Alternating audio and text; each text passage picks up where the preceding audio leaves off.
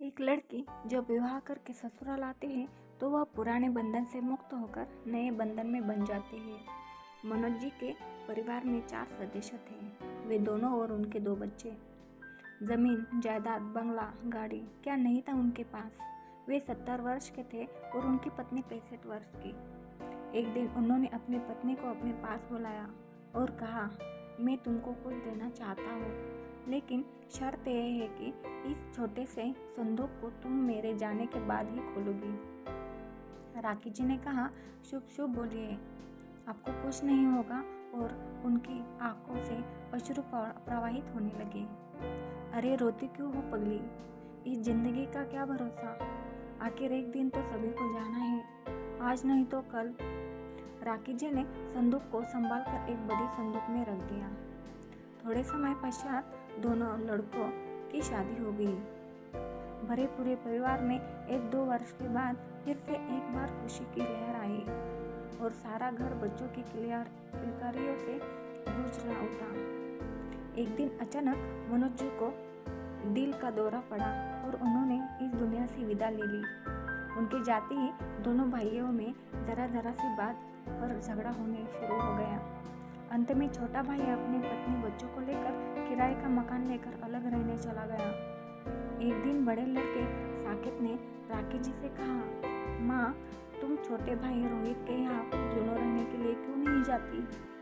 राखी जी ने कहा, ये मेरे पति का बंगला है, भरोसा से यहाँ रहती आई हूँ, मैं यहाँ से अब कहीं नहीं जाऊँगी।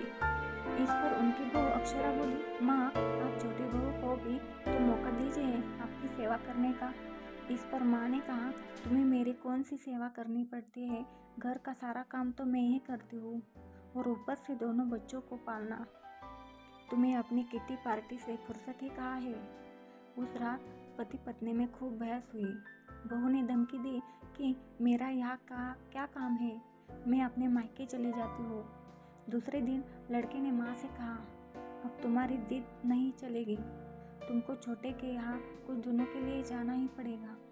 राखी जी ने अपने लड़के से कुछ रुपए और एक अच्छी साड़ी की मांग की तो लड़के ने कहा, माँ, आप अक्षरा से मांग लीजिए, उसी के पास घर का सारा हिसाब रहता है। बहू ने कहा, आप एक घर से दूसरे घर ही तो जा रही है, इसमें नई साड़ी की क्या ज़रूरत है, पैसे तो देवर जी के भी पास है। राखी जी अपनी संदूक लेकर कुछ दिनों के लिए छोटे लड़के के रोहित के यहाँ चली गई। उनके वहाँ पहुँचते ही अनुपमा बहू ने कहा, अच्छा हुआ मम्मी जो आज आप यहाँ आ गई, आज किटी पार्टी है तो आपकी मुझे मदद मिल जाएगी। वो उनको किचन में ले गई और उनसे कचौरी बनाने के लिए कहा। राखी जी ने अपना काम निपटा लिया और वे एक प्लेट लेकर एक कचौरी खाने लगी। अभी ही कोर मुंह में डाला था कि बहू ने उसके हाथ से प्लेट झटक ली। उसने कहा, मम्मी, आपको यहाँ छुपकर खाने में शर्म नहीं आती?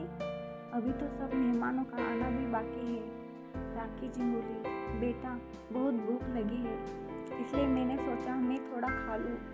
उनके आंखों से अश्रु बहने लगे। थोड़ी देर बाद पार्टी शुरू हुई। बहू कमरे के अंदर आई और उसने कहा, अरे अभी तक आपने घर की ही धोती पहन रखी है, जाइए दूसरी साड़ी बदल लीजिए। उन्होंने कहा, पर मेरे पास अच्छी साड़ी नहीं है। बाहर से ठहाकों की आवाज़ आ रही थी, पर राखी जी भीतर ही भीतर अपमान के आंसू पी रही थी। इतने में बहू ने आवाज़ लगाई, जरा कचौड़ी तो ले आई जाए माँ जी। सास कचौड़ी लेकर आई तो अनुपमा ने उनका परिचय कराते हुए कहा, इनसे मिलो, ये हमारी नई नौकरानी है, आज ही इसे रखा है, ये कचौड़ी इन्होंने ही बनाई है। सब सहेलियों ने तारीफ के फूल बांध दिए। सबको धन्यवाद देकर राखी जी जल्दी जल्दी अपने कमरे में गई और उन्होंने अपने संदूक उठाए और चुपचाप वहाँ से अपनी सहेली के घर के लिए निकल पड़ी। वहाँ पहुँचकर फोन से बता दिया कि मैं थोड़े समय के लिए यहाँ हूँ।